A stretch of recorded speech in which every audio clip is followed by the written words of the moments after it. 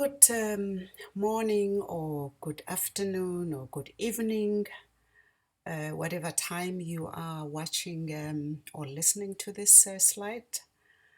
Welcome to the coaching skills block one. In this session, we will be looking at understanding coaching. I would assume that by now you have gone through the introductory note and you understand and know what the purpose of this session is.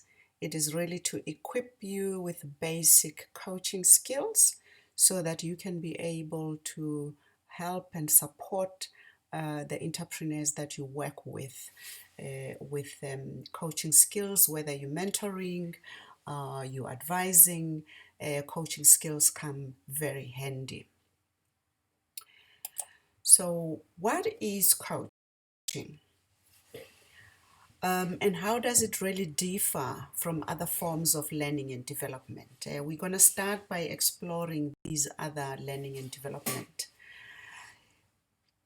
So, if you look at this slide here, we've got training, mentoring, therapy, and consulting. All of these forms of learning and development have been in existence for quite a while. Training is probably the oldest of all, and mentoring has been in existence for quite a while, and it is about guiding somebody, especially usually in a field that is similar, like a young accountant can be mentored by an experienced accountant, or young manager mentored by an older, a highly experienced person. Consulting has also been around for many years, and it's really about giving advice to the client, and there is an assumption that the person that is contracted to do the work is an expert to provide that part of advice. And occasionally in organizations, we also see that therapy gets used, or counseling, when employees go through a rough patch in life, and they are provided therapy and counseling via the employee wellness programs or whatever exists in their organization.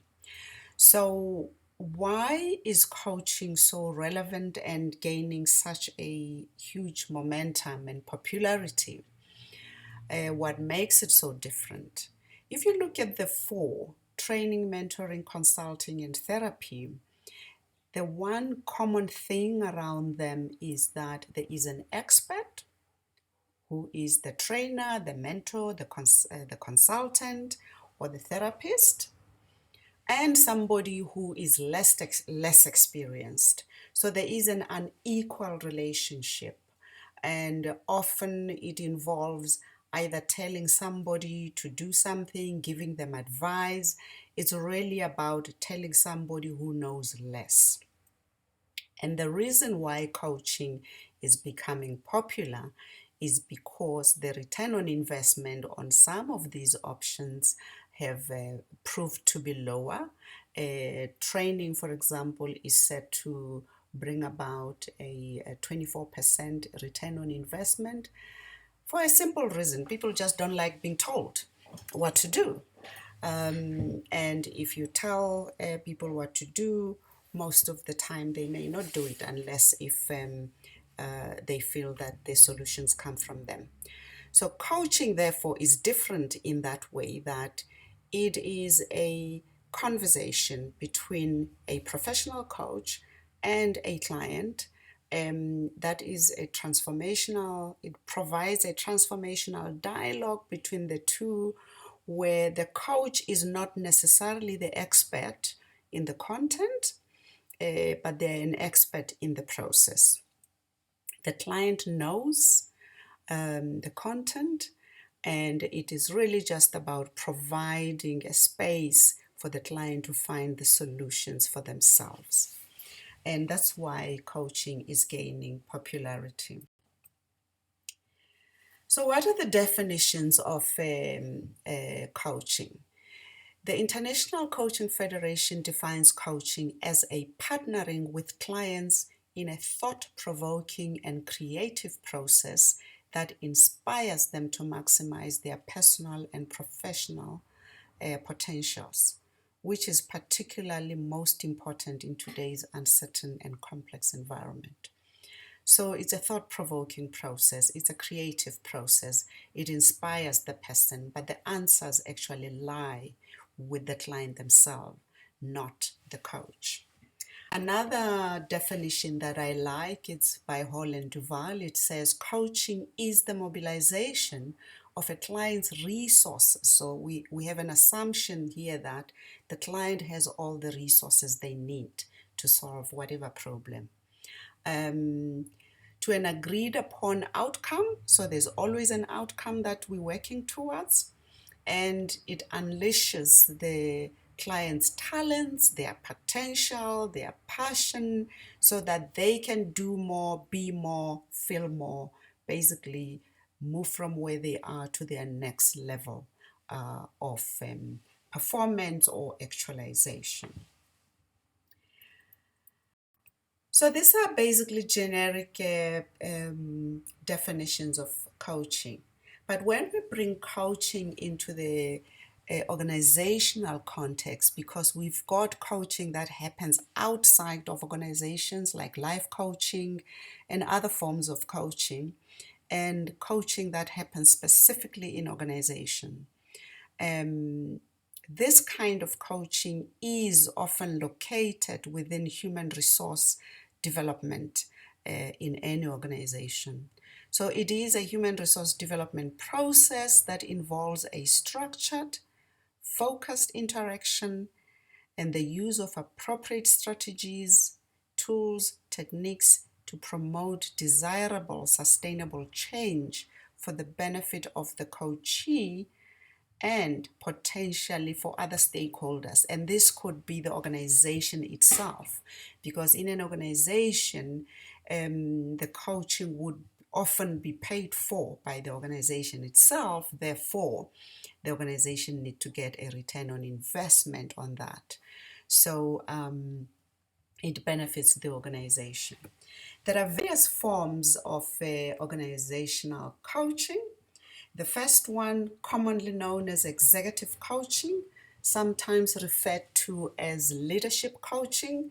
This is the coaching that has to do with development of the leaders in the organization, or managers or senior leaders in the organization. And Maltibia says it is a developmental process that builds the leader's capabilities to achieve both professional and organizational goals.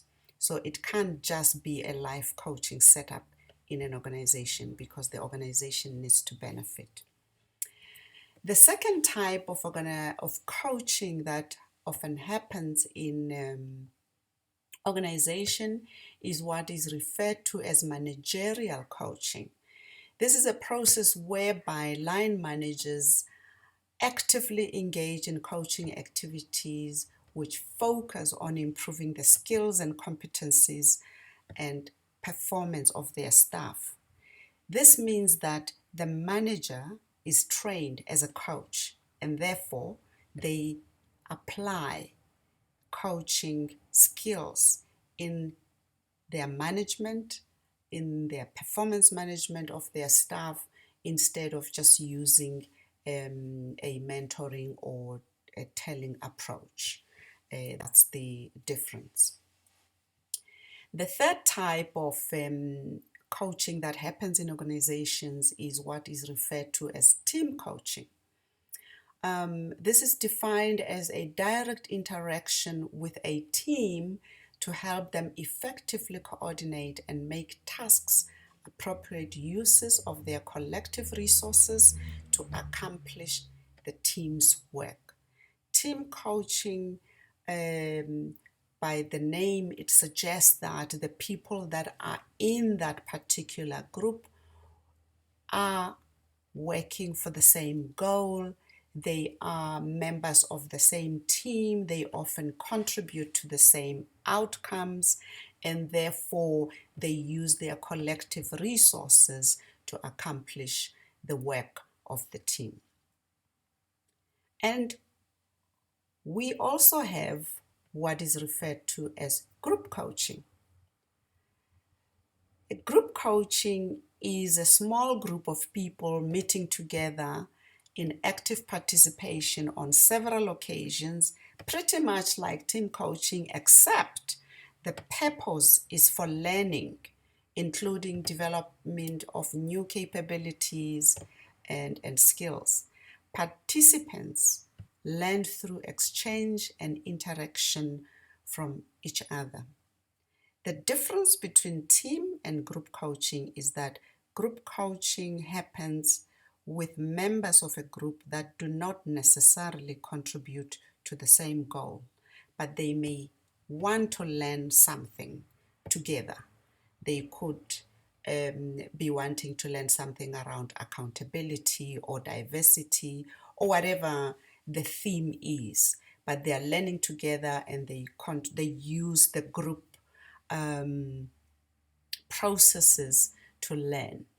And in that process, the group members may also take turns kind of coaching one another or asking questions. So these are the four different types of coaching that often happens in organization. And in your case, you may want to think about what are the different approaches and processes that you might use with your beneficiaries or the entrepreneurs that you work with.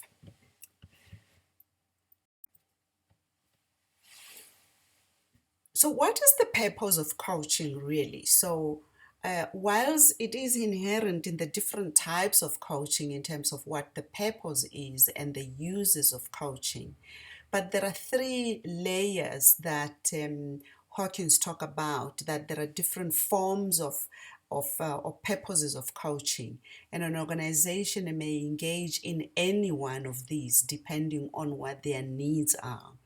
Starting at the bottom, we've got what is called skills and performance improvement coaching. This is a situation where an employee or a staff member wants to improve their performance or skills. Coaching can be utilized as a way of helping them change their behavior and actions in order to improve their performance. So sometimes it's referred to as performance coaching. That's very common, and that can be done by a coach. The second set type of or use for coaching is for development purposes. As we were defining executive coaching, we said it's a developmental process. So development means it's an evolutionary process of thinking through and going through. The client might set very long-term goals or even a vision, and out of that they have milestones that they want to achieve, and therefore they are going to take quite a journey towards achieving that. So the process is evolutionary. It takes place over a longer period of time, and there's a process of thinking. There's an emotional process of discovering frames of mind, changing behavior, and looking at what needs to happen in order to shape the behavior. So it's a learning and development process that is much more broader than just looking at performance. So it's development in sense of the whole person development, but yes, it also helps the individual lead better and do better in the organization. The last part of or form of coaching is what is referred to as transformational coaching.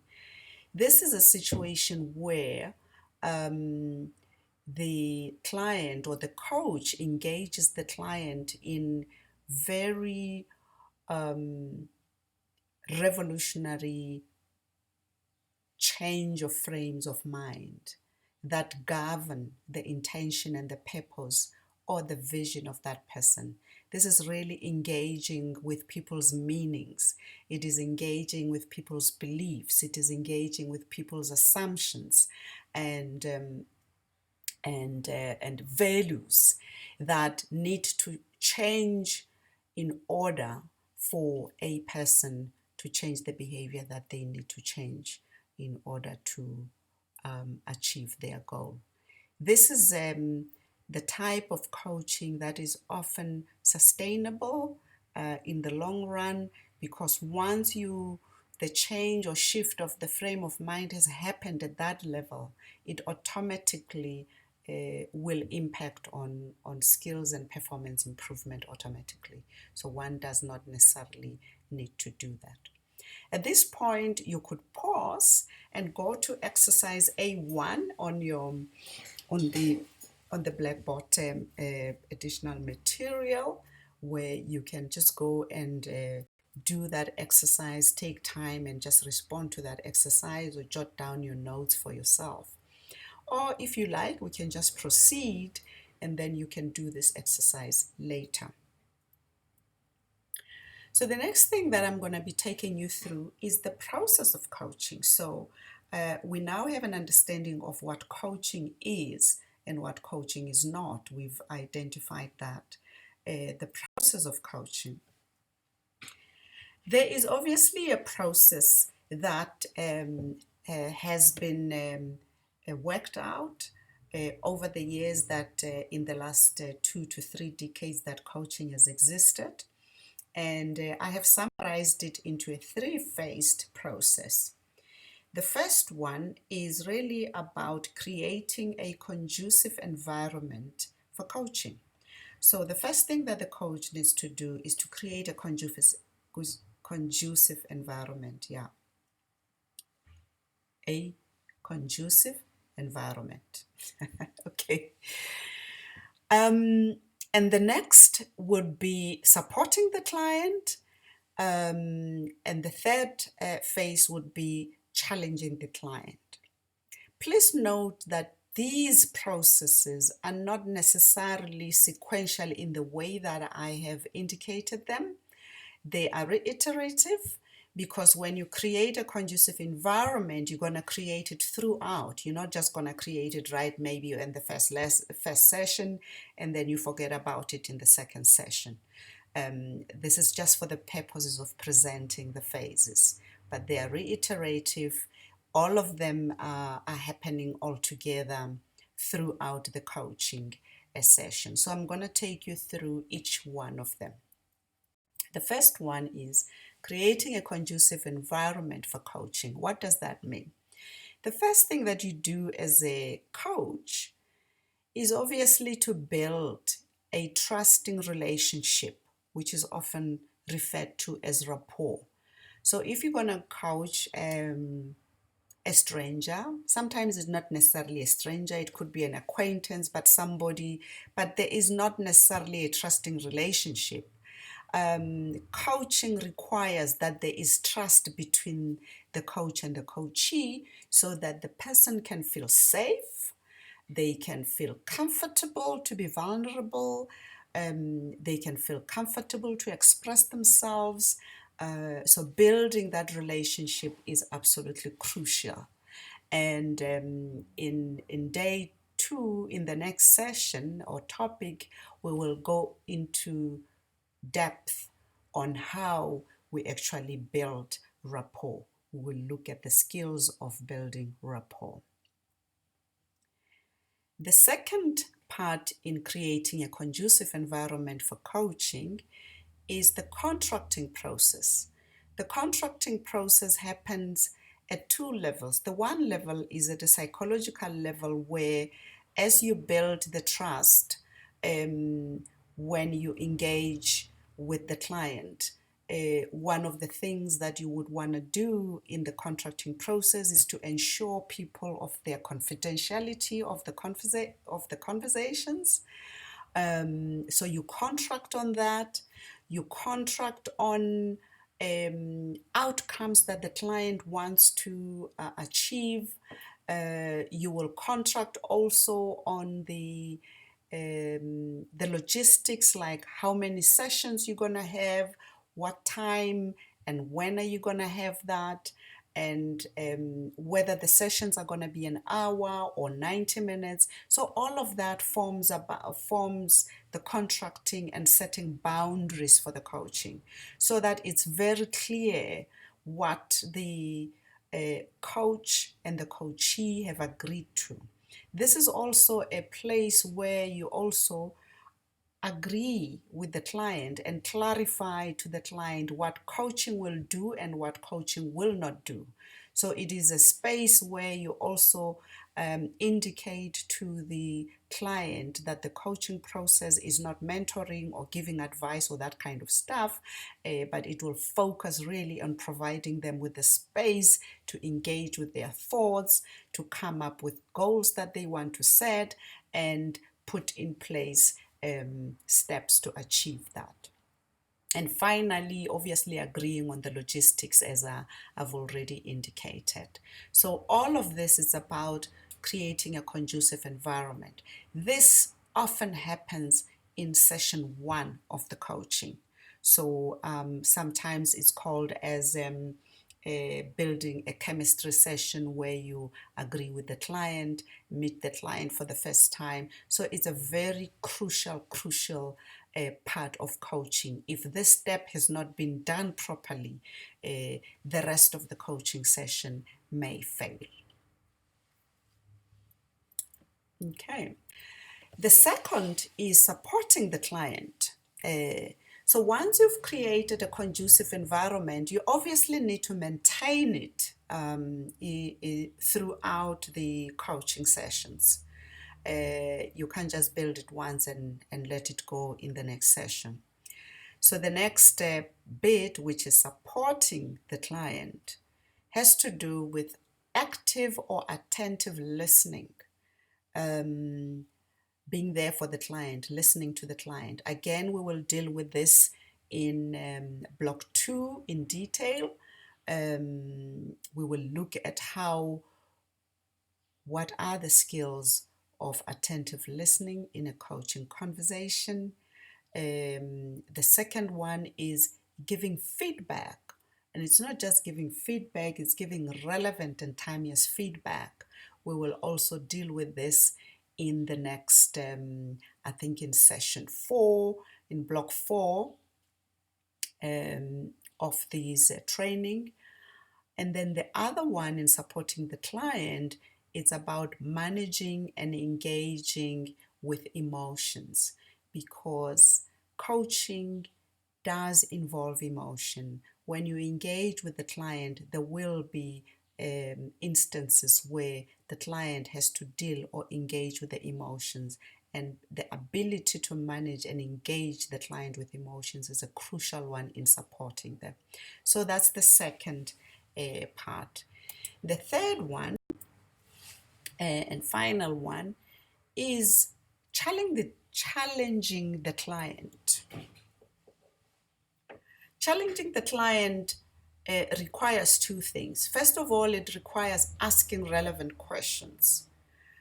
So we will deal with questioning later, I think in block 5, where we can show you the different types of questions that the coach needs to use or engage in order to challenge the client effectively.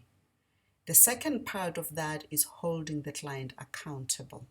So it's not good enough for the client to just set goals, but it is important that the client commits to the actions or the tasks that comes out of the coaching session every time they meet with their coach. And the role of the coach there will be to hold the client accountable, checking if they've completed the tasks, checking if they're doing what they're supposed to do, and holding them accountable for that.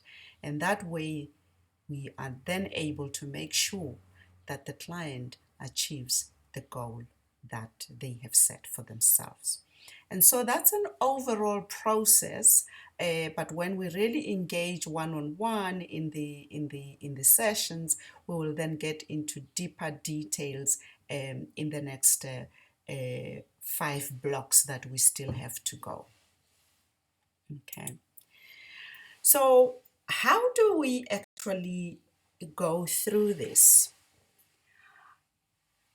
So there are various models that are used in the coaching industry. There's loads and loads of them. I'm sure you might have heard of some of them. The GROW model, there's quite a number. But for the purposes of this training, we've decided that we will introduce you to the CLEAR model of coaching by Hawkins. Because of its simplicity, but quite comprehensive, it will be able to enable us to deal with all the aspects of the process of coaching. And we will deal with each letter in the next 5 blocks. So the C obviously stands for contracting, which has to do with the first phase of creating a conducive environment, contracting, and rapport building. This we will do in the next session. And then in block 2, we will look at attentive listening. And then in block 3, we will look at exploration. This is exploration of options, and we explore using questioning. So that's where we're going to bring in the questioning skills there. And the next block, we will be looking at goal setting, which is action. We'll look at goal setting or vision setting or outcome setting, but helping you to look at what are the skills that you would require to help the client to do that. And lastly, we will look at review. How do we review? This has to do with feedback as well. It has to do with holding the client accountable. So this is the model that we're going to be following, starting with the C in the next session in this block. Thank you for listening, and you can go on now and look at the exercise that we have for you that you can work on, and we will engage on Thursday. If you have any questions, you can drop it on the discussion board, but I will be able to engage with you on Thursday evening when we have our face-to-face session online. Face-to-face, synchronize on Blackboard Collaborate. Hope that you getting used to this, and as we all are getting used to it. Thank you for listening.